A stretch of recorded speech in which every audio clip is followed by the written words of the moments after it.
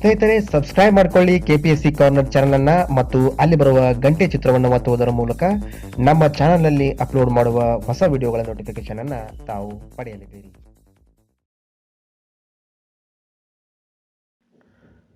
ಆತ್ಮೀಯ ಸ್ಪರ್ಧಾ ಮಿತ್ರರೇ, ಕೆಪಿಎಸ್ಸಿ ಕಾರ್ನರ್ಗೆ ಮತ್ತೊಂದು ಬಾರಿ ತಮಗೆಲ್ಲರೂ ಕೂಡ ಸ್ವಾಗತವನ್ನು ಕೊಡ್ತಾ, ಸ್ನೇಹಿತರೆ ಹಿಂದಿನ ವಿಡಿಯೋನಲ್ಲಿ ಏನು RRB 2013 ಪ್ರಶ್ನೆ ಪತ್ರಿಕೆಯನ್ನು ನೋಡ್ತಾ ಇದ್ವು. ಅದರ ಮುಂದುವರೆದ ಭಾಗವಾಗಿ ಇವತ್ತು ಪ್ರಶ್ನೆ ಪತ್ರಿಕೆಯನ್ನು ಮುಂದುವರಿಸತಕ್ಕಂಥ ಕೆಲಸವನ್ನು ಮಾಡೋಣ ಸ್ನೇಹಿತರೆ. ಹಿಂದಿನ ವಿಡಿಯೋದಲ್ಲಿ 1 ರಿಂದ 25 ಪ್ರಶ್ನೆಗಳನ್ನು ನೋಡಿದ್ವು 2013 RRB ಪ್ರಶ್ನೆ ಪತ್ರಿಕೆಯಲ್ಲಿ.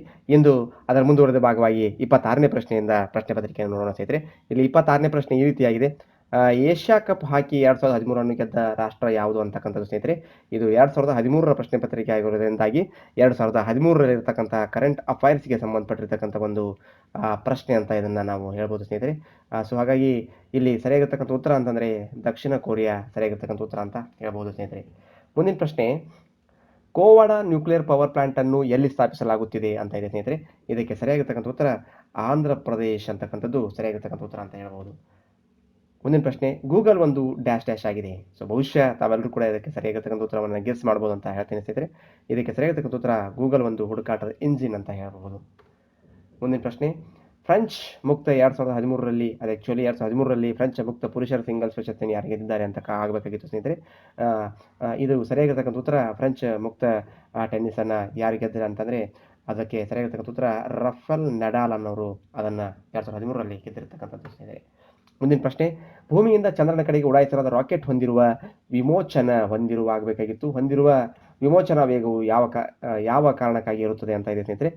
ಪ್ರತಿಯೊಂದು ವಸ್ತು ಭೂಮಿಯಿಂದ ಮೇಲ್ಗಡೆ ಹೋಗುವಾಗ ಗುರುತ್ವಾಕರ್ಷಣ ಬಲದಿಂದ ಅದು ಕೆಳಕ್ಕೆ ಬೀಳ್ತಕ್ಕಂಥದ್ದನ್ನು ತಾವು ಗಮನಿಸಿರ್ತದೆ ಸ್ನೇಹಿತರೆ. ಈ ಗುರುತ್ವಾಕರ್ಷಣೆ ಬಲವನ್ನು ದಾಟಿಕೊಂಡು ಮೇಲೆ ಹೋಗ್ಬೇಕಂದ್ರೆ ಅದು ವಿಮೋಚನಾ ವೇಗವನ್ನು ಹೊಂದಿರಬೇಕಾಗುತ್ತೆ ಸ್ನೇಹಿತರೆ. ಹಾಗಾಗಿ ಇದಕ್ಕೆ ಸರಿಯಾಗಿರ್ತಕ್ಕಂಥ ಉತ್ತರ ಭೂಮಿಯ ಗುರುತ್ವಾಕರ್ಷಣೆಯ ಜಗ್ಗುವಿಕೆ ಅಂತಕ್ಕಂಥದ್ದು ಸರಿಯಾಗಿರ್ತಕ್ಕಂಥ ಉತ್ತರ ಸ್ನೇಹಿತರೆ. ಮುಂಬರ್ತಕ್ಕಂಥ ದಿನಗಳಲ್ಲಿ ನಾವು ವಿಜ್ಞಾನಕ್ಕೆ ಸಂಬಂಧಪಟ್ಟಿರ್ತಕ್ಕಂಥ ವಿಡಿಯೋಗಳನ್ನು ಕೂಡ ಅಪ್ಲೋಡ್ ಮಾಡಿದ್ದೇವೆ. ಹಾಗಾಗಿ ನಮ್ಮ ಚಾನಲನ್ನು ಸಬ್ಸ್ಕ್ರೈಬ್ ಮಾಡ್ಕೊಳ್ಳಿ ಮತ್ತು ನಿಮ್ಮೆಲ್ಲ ಸ್ನೇಹಿತರಿಗೆ ಸಬ್ಸ್ಕ್ರೈಬ್ ಮಾಡಿಕೊಳ್ಳಲು ರೆಕಮೆಂಡ್ ಮಾಡಿ ಅಂತ ತಮ್ಮಲ್ಲಿ ಕೇಳ್ಕೊಳ್ತಾ ಇದ್ದೀವಿ ಸ್ನೇಹಿತರೆ. ಇನ್ನು 31ನೇ ಪ್ರಶ್ನೆ ಈ ರೀತಿಯಾಗಿದೆ. ಭಾರತದಲ್ಲಿ ಶಕ್ತಿಯ ಪ್ರಾಥಮಿಕ ಮೂಲ ಯಾವುದು ಅಂತ ಇದೆ ಸ್ನೇಹಿತರೆ. ಕೊಟ್ಟಿರ್ತಕ್ಕಂಥ ಆಪ್ಷನ್ಗಳಲ್ಲಿ ಹೈಡ್ರೋ ಪವರ್, ನ್ಯಾಚುರಲ್ ಗ್ಯಾಸ್, ಕಲ್ಲಿದ್ದಲು ಮತ್ತು ನಫ್ತಾ ಅಂತ ಇದೆ. ಇದಕ್ಕೆ ಸರಿಯಾಗಿರ್ತಕ್ಕಂಥ ಉತ್ತರ ಕಲ್ಲಿದ್ದಲು ಅಂತ ಹೇಳ್ಬೋದು. ಮುಂದಿನ ಪ್ರಶ್ನೆ, DRDL ಅನ್ನ ವಿಸ್ತೃತ ರೂಪ ಅಂತ ಕೇಳಿದ್ದಾರೆ ಸ್ನೇಹಿತರೆ. ಇಲ್ಲಿ DRDL ಅಂತ ಇದೆ ಸ್ನೇಹಿತರೆ. DRDLನ ವಿಸ್ತೃತ ರೂಪ ಅಂದರೆ ಅದಕ್ಕೆ ಸರಿಯಾಗಿರ್ತಕ್ಕಂಥ ಉತ್ತರ ರಕ್ಷಣಾ ಸಂಶೋಧನೆ ಮತ್ತು ಅಭಿವೃದ್ಧಿ ಕಾರ್ಮಿಕ ಸಂಸ್ಥೆ ಅಂತ ಹೇಳ್ಬಹುದು. ಮುಂದಿನ ಪ್ರಶ್ನೆ, ಪೂರ್ಣ ವರ್ಗ ಸಂಖ್ಯೆಗಿಂತ 2 ಹೆಚ್ಚಿರುವ ಮತ್ತು ಪೂರ್ಣ ಘನ ಸಂಖ್ಯೆಗಿಂತ 2 ಕಡಿಮೆ ಇರುವ 3 ಅಂಕಿಯ ಸಂಖ್ಯೆ ಯಾವುದು? ವರ್ಗ ಸಂಖ್ಯೆಗಿಂತ 2 ಹೆಚ್ಚಿರಬೇಕಂತೆ, ಘನ ಸಂಖ್ಯೆಗಿಂತ 2 ಕಡಿಮೆ ಇರಬೇಕಂತೆ. ಆ ಸಂಖ್ಯೆ ಯಾವುದು ಅಂತ ಕೇಳಿದ್ದಾರೆ ಸ್ನೇಹಿತರೆ. ಹಾಗಾದರೆ ಇಲ್ಲಿ 627 ಅಂತಕ್ಕಂಥದ್ದು ವರ್ಗ ಸಂಖ್ಯೆಗಿಂತ 2 ಹೆಚ್ಚಿದೆ. ಆದರೆ ಘನ ಸಂಖ್ಯೆ 629 ಘನ ಸಂಖ್ಯೆ ಅಲ್ಲ. ಹಾಗಾಗಿ ಇದು ತಪ್ಪಾಗಿರ್ತಕ್ಕಂಥದ್ದು.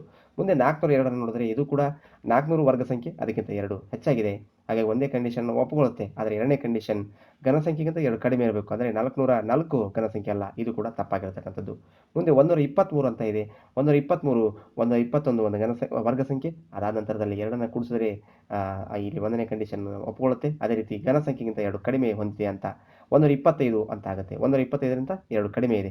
ಹಾಗಾಗಿ ಸರಿಯಾಗಿರ್ತಕ್ಕಂಥ ಉತ್ತರ 123 ಅಂತ ಹೇಳ್ಬೋದು. ಯಾಕಂದರೆ ಇದು 11ರ ವರ್ಗ 121, ಅದಕ್ಕೆ 2 ಕೂಡಿಸಿದ್ರೆ ಎಷ್ಟಾಗುತ್ತೆ? 123. ಅದೇ ರೀತಿ ಮುಂದೆ 5ರ ಘನ ಅಂದರೆ 125.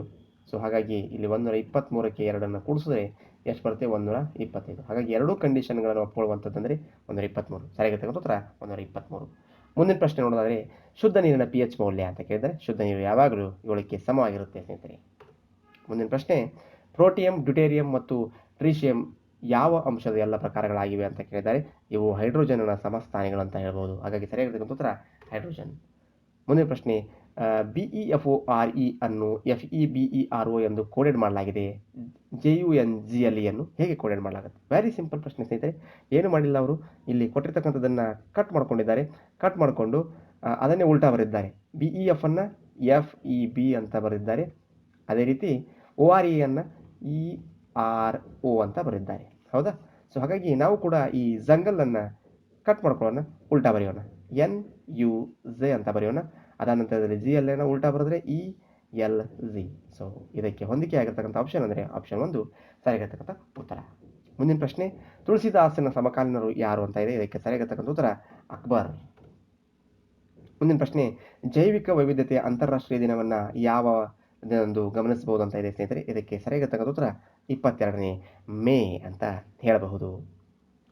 ಮುಂದನೇ ಪ್ರಶ್ನೆ 39ನೇ ಪ್ರಶ್ನೆ, ತಡೆರಹಿತ ನೌಕಾಯಾನ ಮೂಲಕ ಪ್ರಪಂಚ ಪರ್ಯಟನೆ ಮಾಡಿದ ಮೊದಲ ಭಾರತೀಯ ಯಾರು ಅಂತ ಕೇಳಿದರೆ ಇದಕ್ಕೆ ಸರಿಯಾಗಿರ್ತಕ್ಕಂಥ ಉತ್ತರ ಲೆಫ್ಟಿನೆಂಟ್ CVR ಅಭಿಲಾಷ್ ಟಾಮಿ ಅಂತ ಹೇಳಬಹುದು.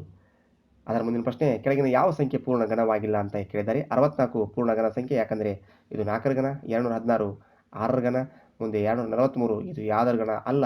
ಯಾಕಂದರೆ 343 ಬಂದಿದ್ರೆ ಅದು 7ರ ಘನ ಅಂತ ಆಕಿತ್ತು ಸ್ನೇಹಿತರೆ. 343 ಬಂದಿದ್ರೆ 7ರ ಘನ ಆಕಿತ್ತು. 1728 ಇದು 2ರ ಘನ. ಸೊ ಹಾಗೆ 12ರ ಘನ ಅಂತ ಹೇಳ್ಬೋದು. ಸೊ ಹಾಗಾಗಿ ಇಲ್ಲಿ ತಪ್ಪಾಗಿರ್ತಕ್ಕಂಥದ್ದಂದರೆ 243. ಮುಂದೆ ಸಸ್ಯದ ಬೆಳವಣಿಗೆಗೆ ಯಾವ ಕೆಳಗಿನ ಮಣ್ಣುಗಳ ಸಂಯೋಜನೆ ಉತ್ತಮವಾಗಿದೆ ಅಂತ ಇದೆ ಸ್ನೇಹಿತರೆ. ಇದಕ್ಕೆ ಸರಿಯಾಗಿರ್ತಕ್ಕಂಥ ಉತ್ತರ ಹ್ಯೂಮಸ್, ಮರಳು ಮತ್ತು ಮಣ್ಣು ಅಂತ ಹೇಳ್ಬೋದು. ಮುಂದಿನ ಪ್ರಶ್ನೆ, 5ನೇ 3 ಟ್ಯಾಂಕ್ ತುಂಬಲು 1 ನಿಮಿಷ ಬೇಕು. ಹಾಗಾದರೆ ಟ್ಯಾಂಕನ್ನು ಪೂರ್ಣವಾಗಿ ತುಂಬಲು ಎಷ್ಟು ಸಮಯ ಬೇಕು ಅಂತ ಕೇಳಿದರೆ ಸ್ನೇಹಿತರೆ, ವೆರಿ ಸಿಂಪಲ್. 3ನೇ 5 ಅನುಪಾತ ಮತ್ತು ಸಮಾನುಪಾತದ ಮೇಲೆ ಬಂದಿರತಕ್ಕಂಥ ಪ್ರಶ್ನೆ ಇದೆ ಸ್ನೇಹಿತರೆ. 5ನೇ 3 ತುಂಬಿಸಲಿಕ್ಕೆ 1 ನಿಮಿಷ ಬೇಕು. 1 ನಿಮಿಷ ಅಂತ ಕೊಟ್ಟಿದ್ದಾರೆ. ನಾನು ಇದನ್ನು 1 ನಿಮಿಷವನ್ನು 60 ಸೆಕೆಂಡ್ ಅಂತ ಬರ್ಕೊಳ್ತೇನೆ. ಯಾಕಂದರೆ ಉತ್ತರಗಳು ಸೆಕೆಂಡಲ್ಲಿರೋದ್ರಿಂದಾಗಿ ನಾನು ಇದನ್ನು ಸೆಕೆಂಡಲ್ಲಿ ಬರ್ಕೊಳ್ತೇನೆ. 60 ಸೆಕೆಂಡ್ಗಳು ಅಂತ ಬರ್ಕೊಳ್ಳೋಣ. ಅದೇ ರೀತಿ ಒಂದು ಪೂರ್ಣ ಟ್ಯಾಂಕನ್ನು ತುಂಬಿಸಲಿಕ್ಕೆ ಎಷ್ಟು ಬೇಕು ಅಂತ ಕೇಳಿದರೆ, ಹಾಗಾಗಿ ಎಕ್ಸ್ ಅಂತ ಇಡೋಣ. ವೆರಿ ಸಿಂಪಲ್, ಕ್ರಾಸ್ ಮಲ್ಟಿಪ್ಲಿಕೇಶನ್ ಮಾಡಿ ಎಕ್ಸ್ ಗುಂಡ್ಲೆ 3/5 ಇಸ್ ಈಕ್ವಲ್ ಟು 60 ಗುಂಡ್ಲೆ 1 ಅಂತ ಹೇಳ್ಬೋದು. ಮುಂದೆ ಎಕ್ಸ್ ಗುಂಡ್ಲೆ 3/5 ಅಂದರೆ 0.6 ಇಸ್ ಈಕ್ವಲ್ ಟು 60. ಮುಂದೆ ಎಕ್ಸ್ ಈಕ್ವಲ್ ಟು 60/0.6 ಮಾಡಿದರೆ ಸರಿಯಾಗಿರ್ತಕ್ಕಂಥ ಉತ್ತರ 100 ಅಂತ ಬರುತ್ತೆ. ಹಾಗಾಗಿ 100 ಸೆಕೆಂಡ್ ಸರಿಯಾಗಿರ್ತಕ್ಕಂಥ ಉತ್ತರ 100 ಸೆಕೆಂಡ್. Option A ಸರಿಯಾಗಿರುವಂಥದ್ದು. ಮುಂದೆ 43ನೇ ಪ್ರಶ್ನೆ, ಇಕ್ವಿನಾಕ್ಸ್ನಲ್ಲಿ ಈ ಕೆಳಗಿನವುಗಳು ಯಾವುವು ಸಂಭವಿಸುತ್ತವೆ ಅಂತ ಹೇಳಿದರೆ ಸ್ನೇಹಿತರೆ, ಇಲ್ಲಿ ಸರಿಯಾಗಿರ್ತಕ್ಕಂಥ ಉತ್ತರ ಅಂತಂದರೆ ಅದಕ್ಕೆ ದಿನಗಳು ಮತ್ತು ರಾತ್ರಿಗಳು ಬಹುತೇಕ ಸಂಪೂರ್ಣ ಅವಧಿಯನ್ನು ಹೊಂದಿರುತ್ತವೆ ಅಂತಕ್ಕಂಥದ್ದು. ಮುಂದಿನ ಪ್ರಶ್ನೆ 44ನೇ ಪ್ರಶ್ನೆ, ಕೆಳಗಿನ ಯಾವ ಮರಗಳನ್ನು ಹಡಗುಗಳು ಮತ್ತು ರೈಲುಗಳ ಮಾರ್ಗ ನಿರ್ಮಿಸಲು ಪ್ರೋತ್ಸಾಹಿಸಲಾಯಿತು ಅಂತ ಇದೆ. ಇದಕ್ಕೆ ಸರಿಯಾಗಿರ್ತಕ್ಕಂಥ ಉತ್ತರ ತೇಕ್ ಮತ್ತು ಸಾಲ್ ಅಂತ ಹೇಳ್ಬೋದು. ಮುಂದಿನ ಪ್ರಶ್ನೆ 45 ವರ್ಷಕ್ಕೆ 10% ಬಡ್ಡಿ ಹೊಂದಿದ ಒಂದು ಹಣದ ಚಕ್ರ ಬಡ್ಡಿ ಮತ್ತು ಸರಳ ಬಡ್ಡಿ ನಡುವಿನ ವ್ಯತ್ಯಾಸ 50 ರು. ಆದರೆ ಸಾಲದ ಅಸಲು ಬೆಲೆ ಎಷ್ಟು ಅಂತ ಕೇಳಿದರೆ ಸ್ನೇಹಿತರೆ, ಇಲ್ಲಿ ಬಹಳಷ್ಟು ವಿಸ್ತೃತವಾಗಿರ್ತಕ್ಕಂಥ ಪ್ರಶ್ನೆ ಆಗಿರೋದ್ರಿಂದಾಗಿ ಇದನ್ನು ನಾನು ನನ್ನ ಮುಂದಿನ ಏನು ಸರಳ ಬಡ್ಡಿ ಮತ್ತು ಚಕ್ರ ಬಡ್ಡಿಗೆ ಸಂಬಂಧಪಟ್ಟಿರ್ತಕ್ಕಂಥ ವಿಡಿಯೋನ ಮಾಡ್ತಾ ಇದ್ದೀನಿ. ಆ ವಿಡಿಯೋನಲ್ಲಿ ಇದರ ಸಂಪೂರ್ಣ ವಿವರಣೆಯನ್ನು ನಾನು ನೀಡ್ತೇನೆ ಸ್ನೇಹಿತರೆ. ಇಲ್ಲಿ ಕೇವಲ ತಮ್ಮ ಗಮನಕ್ಕೆ ಪ್ರಶ್ನೆ ಪತ್ರಿಕೆ ಯಾವ ರೀತಿ ಬರುತ್ತೆ ಅಂತ ಅನ್ನೋದನ್ನು ತೋರಿಸಲಿಕ್ಕಾಗಿ ಈ ಒಂದು ಪ್ರಶ್ನೆಯನ್ನು ನಾನು ನೀಡಿದ್ದೇನೆ ಸ್ನೇಹಿತರೆ. ಪ್ರಶ್ನೆ ಪತ್ರಿಕೆ 2013ರಲ್ಲಿ ನಡೆದಿರ್ತಕ್ಕಂಥ ಡಿ ಗ್ರೂಪ್ನ ಪ್ರಶ್ನೆ ಪತ್ರಿಕೆ ಇದಾಗಿದೆ ಸ್ನೇಹಿತರೆ.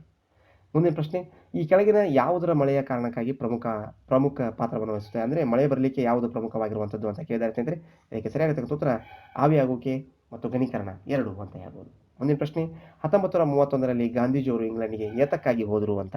ಬಹುಶಃ ಕರ್ನಾಟಕದಲ್ಲಿ ನಿಂತಿರ್ತಕ್ಕಂಥ ಬಹಳಷ್ಟು ಪದಾರ್ಥ ಪರೀಕ್ಷೆಯಲ್ಲಿ ಇದು ಬಂದಿರತಕ್ಕಂಥದ್ದು. ಅವರು ಹೋಗಿರ್ತಕ್ಕಂಥದ್ದು 2ನೇ ದುಂಡು ಮೇಲಿನ ಸಭೆಗಾಗಿ.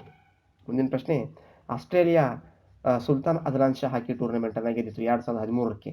ಅದು ಎಷ್ಟನೇ ಬಾರಿಗೆ ಅಂತ ಕೇಳಿದರೆ 2013ರಲ್ಲಿ ಆಸ್ಟ್ರೇಲಿಯಾ ಸುಲ್ತಾನ್ ಅಜ್ಲಾನ್ ಶಾ ಹಾಕಿ ಟೂರ್ನಮೆಂಟನ್ನು ಗೆತ್ತು. ಅದು ಎಷ್ಟನೇ ಬಾರಿಗೆ ಗೆತ್ತು ಅಂತಕ್ಕಂಥದ್ದು ಪ್ರಶ್ನೆ. ಇದು ಕೂಡ 2013ರ ಕರೆಂಟ್ ಅಫೇರ್ಸ್ಗೆ ಸಂಬಂಧಪಟ್ಟಿರ್ತಕ್ಕಂಥದ್ದು. ಇಲ್ಲಿ ಸರಿಯಾಗಿರ್ತಕ್ಕಂಥ ಉತ್ತರ ಅಂತಂದರೆ 5ನೇ ಬಾರಿಗೆ ಅಂತ, ಸಾರಿ ಇದು 5ನೇ ಬಾರಿಗೆ ಅಲ್ಲ, 7ನೇ ಬಾರಿಗೆ ಅಂತಕ್ಕಂಥದ್ದು ಸರಿಯಾಗಿರ್ತಕ್ಕಂಥ ಉತ್ತರ. ಮುಂದೆ 50ನೇ ಪ್ರಶ್ನೆಯನ್ನು ನಾವು ನೋಡೋದಾದರೆ ಈ ರೀತಿಯಾಗಿದೆ ಸ್ನೇಹಿತರೆ, ಪಾನಿಪತ್ನ 3ನೇ ಕದನವು ಇವರ ನಡುವೆ ನಡೆಯಿತು ಅಂತ ಇದೆ. ಕೊಟ್ಟಿರ್ತಕ್ಕಂಥ ಆಪ್ಷನ್ಗಳು ಮರಾಠರು ಮತ್ತು ಈಸ್ಟ್ ಇಂಡಿಯಾ ಕಂಪನಿ ಅಂತ ಇದೆ ಸ್ನೇಹಿತರೆ. ಅದೇ ರೀತಿ ಅಹಮದ್ ಶಾ ಅಬ್ದಾಲಿ ಮತ್ತು ಸಿಖ್ಖರು ಅಂತ ಇದೆ. ಅಹಮದ್ ಶಾ ಅಬ್ದಾಲಿ ಮತ್ತು ಮರಾಠರು, ಅಹಮದ್ ಶಾ ಅಬ್ದಾಲಿ ಮತ್ತು ಮುಘಲರು ಅಂತ ಇದೆ.